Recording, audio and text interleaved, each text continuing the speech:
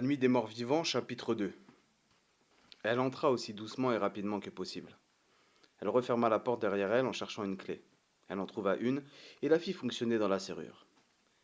Alors, elle se laissa aller, le dos contre la porte. Elle tremblait de tous ses os. Elle resta ainsi quelques secondes avant de pouvoir bouger à nouveau. Petit à petit, elle prit conscience du lieu où elle se trouvait. Malgré l'obscurité, elle pouvait discerner les contours clairs d'une cuisinière et d'un réfrigérateur. Elle traversa lentement la cuisine et parvint dans un petit hall qui donnait sur une grande pièce. Là non plus, il n'y avait aucune lumière ni aucun signe de vie, excepté les ombres qu'on discernait à travers les fenêtres sur la façade. Elle eut envie de crier, mais l'idée que l'homme était là dehors, tout proche, l'en empêcha. Elle retourna dans la cuisine, fouilla dans les tiroirs et s'empara d'un grand couteau à viande. En le serrant dans ses deux mains, elle écouta. Pas un bruit. Elle retourna dans la grande pièce et se précipita vers l'autre porte de la maison. Elle était bien fermée. Barbara observa plus attentivement les lieux. Elle se trouvait dans un grand salon.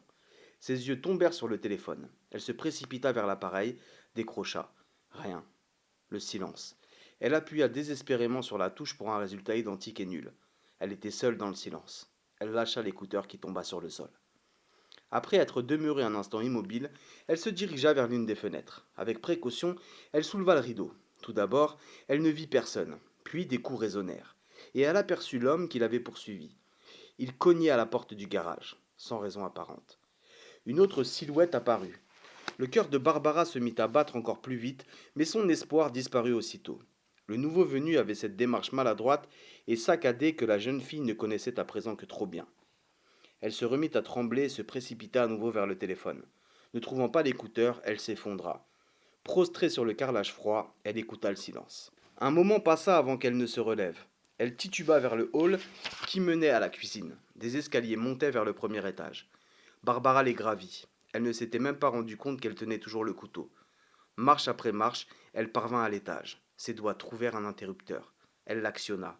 Et elle hurla. Devant elle, sur le sol, gisait un cadavre. Un corps abominablement mutilé. Les yeux avaient disparu. Une matière huileuse et blanchâtre remplissait les orbites. L'une des joues avait été arrachée, mettant une mâchoire à nu. Des dents de fer brillaient.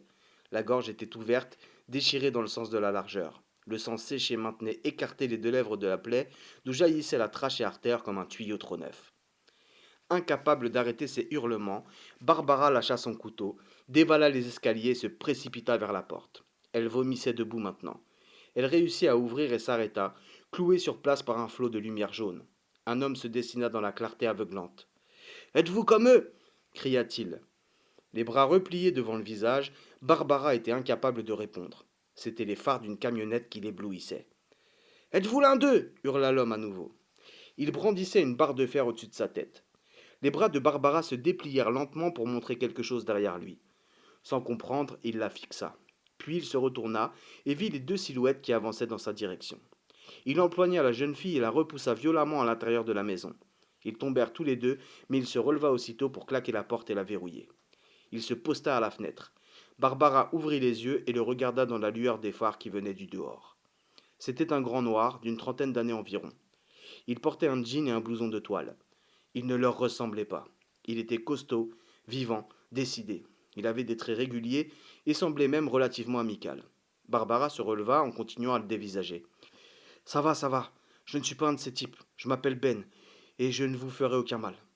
Elle s'effondra dans une chaise du salon et se mit à pleurer doucement, lentement, sans s'arrêter. Pendant ce temps, l'homme s'affairait dans la maison, vérifiant portes et fenêtres, allumant et éteignant les lampes. Il interpella Barbara de la cuisine.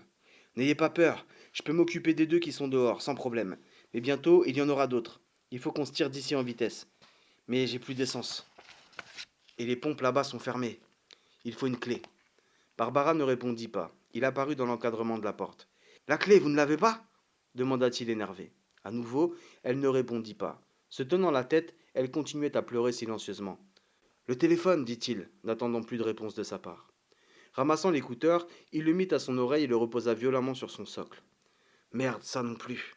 Il regarda Barbara. Elle frissonnait. Vous habitez ici Pour la première fois, elle eut une réaction. Elle tourna la tête vers l'escalier. Intrigué, Ben suivit son regard. Il aperçut les marches, puis se décida à les gravir. Arrivé à mi-hauteur, il vit le corps, s'immobilisa et fit demi-tour. Faut qu'on sorte d'ici, qu'on trouve d'autres gens, avec des armes, n'importe quoi. Il retourna dans la cuisine et commença à empiler des provisions dans un sac. Il vidait le réfrigérateur et les placards avec rage et précipitation. Soudain, surpris, il s'aperçut que Barbara était venue le rejoindre en silence. Qu'est-ce qui se passe demanda-t-elle. Sa voix n'était qu'un murmure inaudible. Qu'est-ce qui se passe répéta-t-elle, les yeux vagues et la tête dodelinant de droite à gauche. Soudain, un fracas de verre brisé se fit entendre au dehors. Ben lâcha ses provisions et, saisissant sa barre de fer, se précipita vers la fenêtre du salon. Les deux créatures tournaient autour de la camionnette avec des pierres dans les mains. Ils avaient déjà cassé les phares et continuaient à s'acharner sur la carrosserie. Ils se déplaçaient avec une lenteur hallucinante, portant des coups lourds et obstinés. On aurait dit qu'ils voulaient enfoncer la voiture dans le sol. Ben se retourna vers Barbara. Ils sont capables de bousiller le moteur, j'y vais. Elle le regarda sans comprendre. Sa bouche s'ouvrit, laissant échapper une petite bulle de salive qui éclata quand elle se mit à parler. Je ne sais pas, je ne sais pas ce qui se passe. Ben haussa les épaules et se dirigea vers la porte. Il sortit. Il avança prudemment vers les deux ombres. D'un même mouvement, elles se tournèrent vers lui. Ben eut un mouvement de recul. Ils étaient horribles. Ils étaient morts, morts et debout, morts et vivants. La décomposition avait envahi leur corps depuis longtemps déjà. La chair était pourrie et sèche, le visage était d'un blanc crayeux abominable. La putréfaction avait creusé les orbites autour des yeux et fait disparaître des pans entiers de visage. Il se déplaçait avec effort, mais toujours obstinément, irrévocablement. Je vous aurai. Sans s'en rendre compte, Ben grondait. Puis d'un coup, il se jeta sur les créatures, la bouche ouverte poussant un cri muet. Les deux créatures ne reculèrent pas. Au contraire, elles vinrent à sa rencontre. Ben se mit à cogner, décrivant de grands cercles avec sa barre de fer. Mais les coups qu'il portait semblaient sans effet. Les choses ne sentaient rien, ne souffraient pas. C'était comme de frapper sur des sacs de sable. Ben se fatiguait plus que ses adversaires. Il reculait à peine sous les impacts puis repartait à l'attaque. Dominant sa répugnance, Ben visa la tête. La bouche toujours ouverte, il poussait les mêmes râles qu'eux. L'un après l'autre, finalement, ils s'écroulèrent et Ben s'acharna. Maniant sa barre comme une pioche, il l'abattit sur les crânes des deux créatures. Encore et encore, il ne pouvait plus s'arrêter. Barbara était sortie sous le porche et s'était mise à hurler devant ce spectacle. Ses cris se mêlaient au râle de Ben et au bruit de crâne éclatant sous les coups. Finalement, Ben s'immobilisa à bout de souffle. Barbara se tut enfin. Secouant la tête, il s'approcha d'elle et essaya de lui parler, mais il en fut incapable. Soudain, il entendit quelque chose derrière elle dans la maison. Il se rua à l'intérieur et se retrouva face à face avec une autre créature sortant de la cuisine. La porte hurla Ben. Barbara, restée sur le seuil, eut quand même la présence d'esprit nécessaire pour la refermer derrière elle. Le mort qui se dressait devant Ben était encore plus horrible que les deux qu'il venait d'affronter, comme si celui-ci était mort depuis plus longtemps ou comme si sa mort avait été plus abominable. On voyait la chair et les os de son bras comme à travers une veste déchirée. Des morceaux de cuir chevelu avaient été arrachés et l'un des yeux pendait hors de son orbite, battant la pommette au rythme de ses mouvements. Ben essaya de le frapper, mais il était trop près et la barre de fer s'enfonça dans l'autre et resta bloquée à l'intérieur de la poitrine. L'homme et la chose s'empoignèrent maladroitement. Ils tombèrent, le mort avec toujours la barre plantée là où il devait se trouver un poumon et un cœur. D'un grand coup de pied, Ben se dégagea, le repoussa et se saisit du bout de ferraille qui émergeait. Poussant toujours avec son pied, il le sortit et le planta comme une lance dans la tête de la chose. Le tube s'enfonça de plusieurs centimètres, creusant un autre trou au-dessus de l'œil exorbité. L'être s'écroula, et à nouveau, Ben dut se servir de ses pieds pour décrocher la barre de sa sinistre cible. Rien ne coula de l'ouverture quand il put enfin l'extraire, sinon un liquide blanc et peu abondant. Ben se précipita vers la cuisine. Il arriva à temps pour voir un autre monstre y pénétrer. Maniant sa barre comme une batte de baseball, il le repoussa à l'extérieur, referma la porte et s'y adossa, les membres tremblants. Après un long silence, il se mit à parler. Ils savent que nous sommes ici maintenant. Ils vont essayer de nous avoir. Il s'adressait à Barbara, guettant dans l'obscurité un signe de compréhension, de coopération. Mais elle ne l'entendait pas. Fascinée, elle fixait le cadavre étendu dans le passage entre la cuisine et le salon. Il était sur le dos. Le bras droit retourné suivant un angle débile semblait dirigé vers la jeune fille. Horrifiée, elle crut voir la main bouger. Le corps tout entier tressaillit tandis qu'elle ne pouvait détacher son regard. L'œil sur la pommette bougeait comme un hochet et la tête était maintenue verticale sans aucun appui par le cou brisé. Barbara s'approcha. La peur déformait son visage souillé de larmes et de vomissures. Elle continuait d'avancer. La main tressaillit à nouveau. Elle fit encore quelques pas, irrésistiblement attirée. Elle se pencha et se mit à hurler une nouvelle fois quand la main trembla à nouveau. Un flot d'adrénaline inonda son corps. Elle sauta en arrière et continua à hurler avant de s'apercevoir que Ben tirait la chose par les pieds. Ne regardez pas, je vais mettre ça dehors. La voix cassée, il essayait de ne pas montrer son angoisse et sa répulsion tout en trimballant son horrible paquet sur le sol. Barbara était immobile, les mains dans la bouche, incapable d'esquisser le moindre geste. Arrivé à la porte de la cuisine, Ben posa son fardeau et réfléchit quelques secondes. Des gouttes de sueur lui coulaient sur le visage, une sueur glacée. Il regarda par la fenêtre au dehors. Il y en avait 3 autres qui sortaient des arbres et semblaient contempler la maison. Leurs mouvements étaient toujours aussi maladroits, aussi effrayants. Se décidant brusquement, Ben ouvrit la porte d'un coup et, saisissant les jambes, il traîna la créature à l'extérieur. Les 3 êtres se mirent à marcher ensemble vers la maison. D'un dernier effort, Ben fit passer le corps sous le porche et le balança dans l'herbe. Il frémit et chercha dans ses poches, tandis que les 3 autres se rapprochaient toujours, les bras tendus, la démarche chancelante. Il sortit une boîte d'allumettes et, avec des doigts tremblants, réussit à en frotter 2 ou 3 en même temps. Il approcha la flamme des vêtements puants de la chose à ses pieds. Elle prit feu immédiatement. Aussitôt les autres, là-bas, s'arrêtèrent. Toujours fébrile, Ben promena les allumettes en d'autres endroits jusqu'à ce qu'il se brûle les doigts.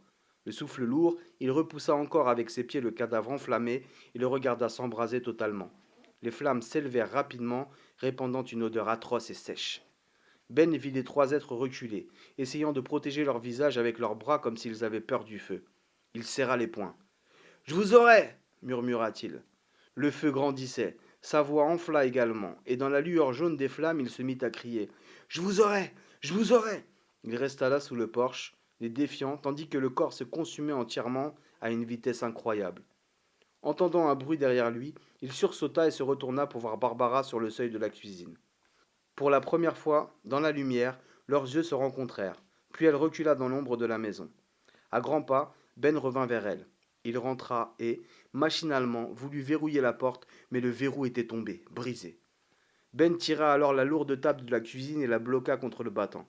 Il respirait plus vite maintenant et ses yeux fouillaient la pièce. Il se rua sur les placards, les ouvrit et commença à fourrager à l'intérieur, renversant divers ustensiles.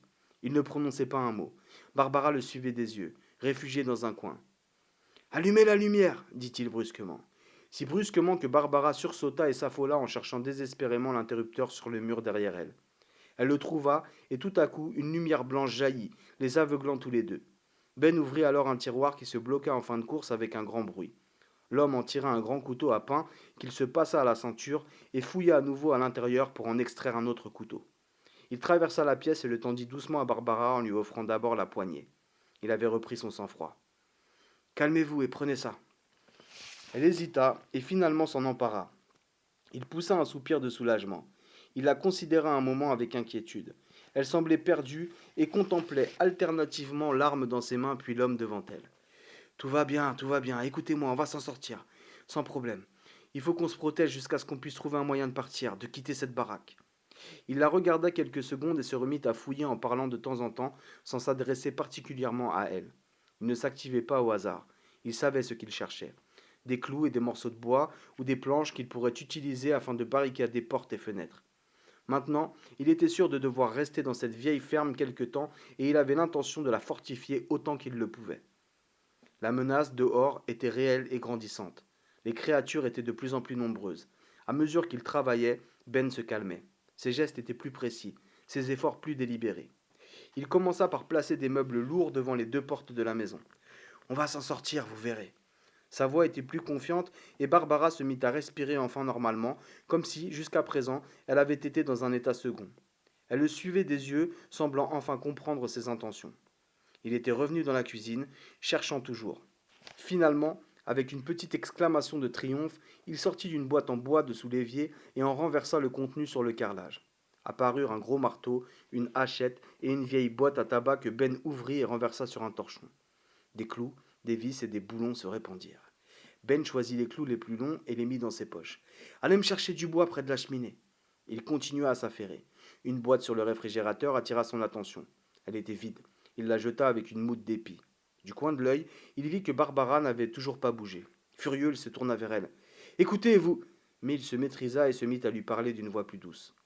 Écoutez, je sais que vous avez peur. J'ai peur moi aussi. Mais on ne pourra pas s'en sortir si on ne fait rien pour ça. Vous devez m'aider.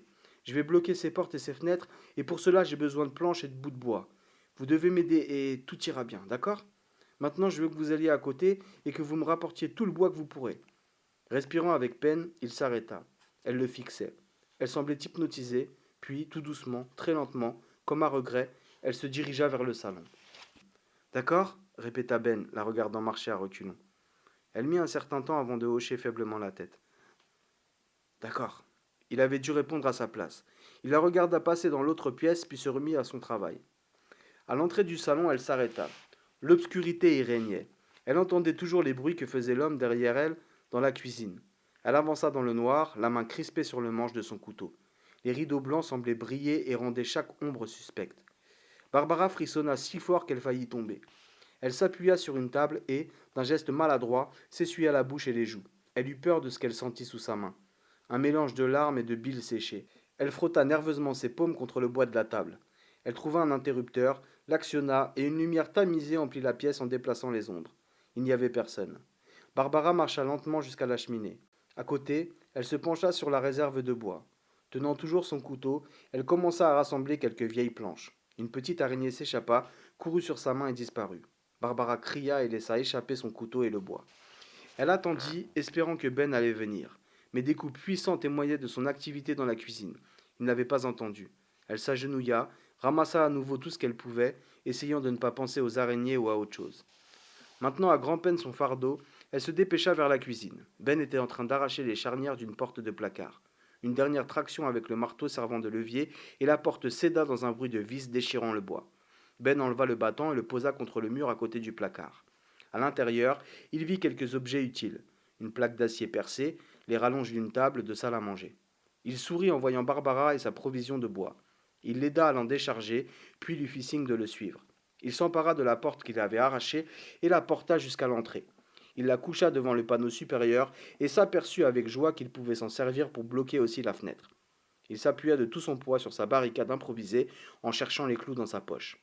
Le lourd panneau de bois glissa. Barbara vint à sa rescousse, machinalement. Elle tint la porte tandis qu'il sortait les clous et les plaçait en quelques coups puissants et bien ajustés. La fenêtre n'était pas entièrement recouverte, mais il n'y avait pas la place pour un corps humain de passer ni en haut ni en bas. Ben travaillait avec précision, voulant économiser ses réserves. Il essaya son ouvrage. Cela semblait assez solide maintenant. Il sourit. Voilà, s'écria-t-il. Bon Dieu, ils sont pas assez costauds pour démolir ça. Qui viennent maintenant? Il testa encore la barricade. Ils ne passeront pas à travers ça. Ses yeux observaient la vitre au-dessus et au-dessous du panneau. Je n'ai pas trop de clous, on va laisser ça comme ça et s'occuper du reste. On va tout boucher, ils ne rentreront pas. Barbara ne répondait pas. Exaspéré, il la regarda, haussa les épaules puis se détourna. Il observa la pièce. Elle ne comportait pas d'autre issue, excepté la porte menant au salon. Bon, cette pièce est un bon abri. Il regarda encore Barbara, espérant qu'elle aurait un signe d'approbation, mais elle resta muette et immobile. Alors il éleva la voix, espérant lui faire comprendre ce qu'il allait dire. Écoutez, si on y est forcé. La jeune fille se redressa et tourna les yeux vers lui. Si on y est forcé, on pourra se réfugier ici.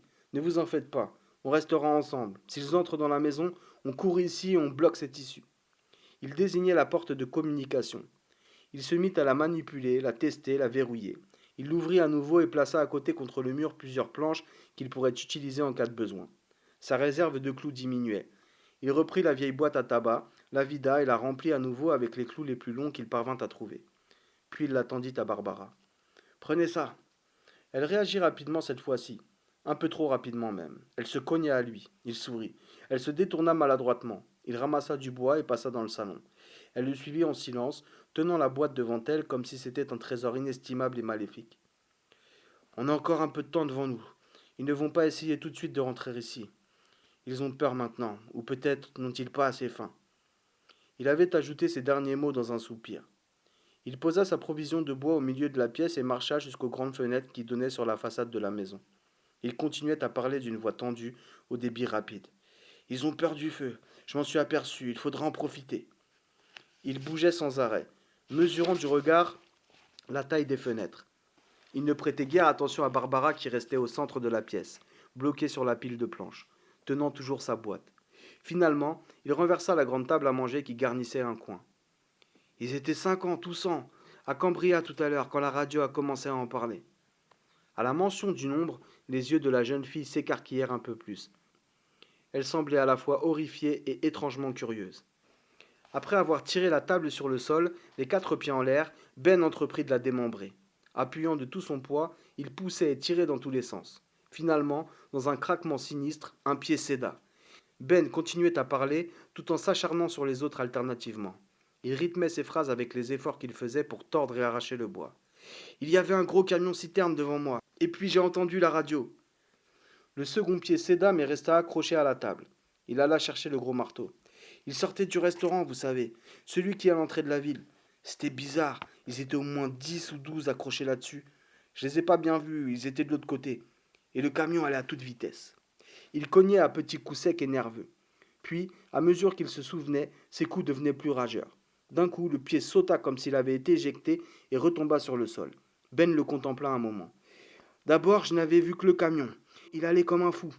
Et puis, j'ai vu les choses qui s'accrochaient, qui rampaient, Ils étaient arrivés jusqu'au chauffeur. Il se jeta sur un autre pied qui lâcha immédiatement. Ben était tout essoufflé, continuant à travailler et à parler en même temps, comme s'il ne pouvait plus faire l'un sans l'autre.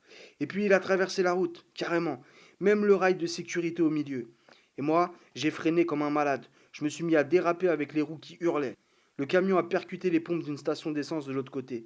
J'ai entendu le choc. La cabine est entrée dans la station tout doucement et puis elle s'est mise à brûler. Et j'ai vu les autres. Ils essayaient de courir, de s'éloigner, mais ils ne peuvent pas courir. Ils sont trop raides. Ils voulaient partir comme s'ils avaient peur du feu. Le chauffeur, lui, ne pouvait plus sortir. La cabine était enfoncée dans un des murs. Alors il s'est mis à hurler parce qu'il était en train de brûler vif.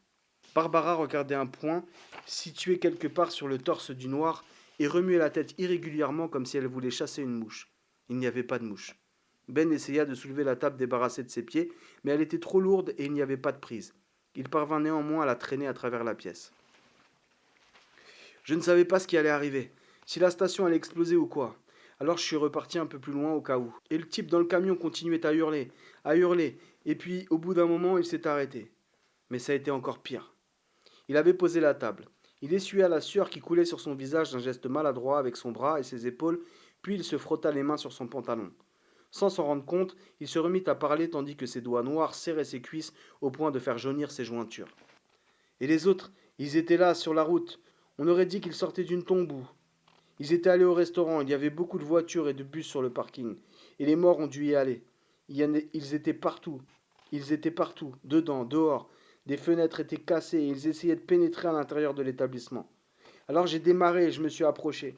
Et je les ai vus dans les phares. Alors, j'ai foncé. En plein dedans, aussi fort que possible. J'en ai eu très vite quelques-uns qui sont partis en vol plané. C'était ce que je voulais, leur rentrer dedans, en écraser un maximum. Mais eux, c'était comme s'ils s'en foutaient. Ils ne s'écartaient même pas. Ils restaient sur la route et ils tendaient les bras comme s'ils voulaient m'attraper. Alors j'ai continué à en écraser comme des punaises. Il avait arrêté de travailler et fixait Barbara d'un air dégoûté. Il prit soudain conscience de son regard. Il cligna des yeux et eut un sourire d'excuse. Elle regardait toujours son torse. Machinalement, il se passa la main dessus, puis dans le cou, et se remit à respirer plus normalement. Il saisit à nouveau la table, la redressa et la tira vers la fenêtre qu'il avait l'intention de boucher. Mal à l'aise, il se retourna encore une fois vers la fille. Faut pas, j'ai des enfants, vous savez. À nouveau, il essuya la sueur sur son front d'un geste bizarre de l'épaule, comme si son bras ou ses mains avaient été paralysés. Je crois qu'il pourrait se débrouiller. Mais ce n'est que des gosses, vous savez, et je suis loin, et... Il s'arrêta en voyant que Barbara ne l'avait pas écouté. Il reposa la table contre le mur. J'essaye de faire ce que je peux, j'essaye. Il faut que je retourne vers eux, pour m'occuper d'eux. Mais tout ira bien. Vous verrez, je ne vous laisserai pas. Il faut que je retourne. Il commençait à radoter. Il s'en aperçut. Il essaya de se calmer. Il regarda la jeune fille. Il savait qu'elle avait besoin de lui, et lui d'elle. Leur survie en dépendait. Il réussit à reprendre la parole d'une voix calme, presque monotone. Maintenant, vous et moi, on va s'en sortir. On peut s'en sortir. On peut les avoir. Il faut garder la tête froide et ne pas avoir trop peur. On est plus rapide qu'eux, et plus fort. Ils sont très faibles, vous savez. Et on est plus intelligent qu'eux. Vous aussi, vous pouvez les avoir. On est plus fort et plus intelligent. On les aura, d'accord? Enfin, elle bougea. Tout ce qu'il faut, c'est garder la tête froide, ajouta Ben. Ils se regardaient. Ils se dévisagèrent un moment jusqu'à ce que Ben se remette au travail. Puis elle parla d'une voix douce, trop douce. Qu'est-ce qui se passe? Incrédule, Ben s'arrêta. Il maintenait la lourde table devant la fenêtre. Il ne pouvait faire un geste sans la faire tomber. Il se tordit pour regarder la fille. Vous n'avez pas entendu la radio? Il la dévisagea, l'air incrédule. Vous n'avez aucune idée de ce qui se passe? Elle voulut répondre. Elle fit un effort incroyable et réussit enfin à articuler. Je. Elle frissonnait. Son corps était parcouru de secousses incontrôlables. Elle se saisit les bras pour essayer de mettre fin à ses tremblements. Dans le mouvement, elle avait lâché la boîte de clous. Le bruit de la chute la fit reculer. Et elle fit encore quelques pas en arrière tout en balbutiant. Non, non, qu'est-ce qui arrive à nous? Pourquoi? Dites-moi, dites-moi. Elle devenait hystérique. Ben la saisit et la secoua assez violemment pour qu'elle se ressaisisse. Les sanglots s'arrêtèrent, mais elle se remit à fixer le torse de son compagnon de ce même regard vide. Nous étions au cimetière, moi et Johnny, mon frère. On avait des fleurs et il voulait jouer. Et cet homme, il m'a attaqué. Johnny, il s'est battu. Ça suffit. Arrêtez, cria Ben. Il lui avait saisi le menton pour qu'elle le regarde. Il essaya dans le même geste de lui prendre les poignets. Ne me touchez pas. Elle se libéra et le frappa sur la poitrine en le prenant par surprise. Mais dans son mouvement, elle heurta un bout de bois et faillit perdre l'équilibre. Elle se retint à la porte d'entrée et resta là un moment semblant se demander si elle allait sortir dans la nuit. Elle se retint à la porte d'entrée et resta là un moment semblant se demander si elle allait sortir dans la nuit. Puis, à nouveau, elle tendit les bras vers Ben, divagant à moitié. Nous devons aller l'aider, nous devons y aller chercher Johnny et le ramener avec nous. Des larmes ruisselaient sur son visage. Le ramener, l'aider, ici avec nous. Il avança vers elle. Elle recula en heurtant la porte, les bras repliés devant son visage. L'un sur les yeux, l'autre sur la bouche, comme un enfant qu'on va frapper. Non, non, s'il vous plaît, nous devons, nous. Il avança encore et parla d'une voix douce. Calmez-vous, là. Nous sommes en sécurité ici. Elle écarta les bras, les larmes coulaient toujours. Nous devons aller chercher Johnny, dit-elle faiblement. Elle eut un hoquet, s'étrangla et puis se mit les doigts dans la bouche. Écoutez, calmez-vous, vous ne savez pas ce qui nous attend dehors. Ils n'ont pas de fleurs, eux. Ben essaya de la calmer, de la maintenir dans ses bras. Mais elle se débattait comme une folle. Il ne voulait pas lui faire mal. Elle réussit à se libérer en le mordant au bras. Ils se dévisagèrent un instant, puis elle se remit à le frapper en essayant de le mordre à nouveau. Cette fois-ci, il y alla plus brutalement, la plaquant contre le mur, puis la balançant dans un fauteuil. Elle rebondit comme une chatte et se jeta sur lui toute griffe dehors. Alors, il leva son poing et l'abattit, mais elle parvint à esquiver le coup qui l'ébranla néanmoins. Ben leva de nouveau son poing et, profitant du désarroi momentané de sa compagne, l'assomma presque avec douceur. Le corps de la jeune femme devint mou. Il la rattrapa puis la tira plus qu'il ne la porta jusqu'à un grand divan. Il l'allongea gentiment et lui mit un coussin sous la tête. Il recula, la regarda et secoua la tête. Pauvre petite, murmura-t-il. Elle avait l'air si tranquille, comme cela, endormie. Ses cheveux blonds flottaient autour d'elle. Les larmes n'avaient pas séché sur sa peau blanche. Il sortit un vieux mouchoir de sa poche, choisit soigneusement un coin propre et se mit à lui essuyer délicatement le visage. Il la nettoya méticuleusement et gentiment. Une petite marque commençait à apparaître là où il l'avait frappée. Ben tremblait. De longs frissons glacés le parcouraient de la tête aux pieds. Il espérait pour tous les deux qu'ils trouveraient un moyen de s'en sortir. Ça n'était pas évident. Pas évident du tout.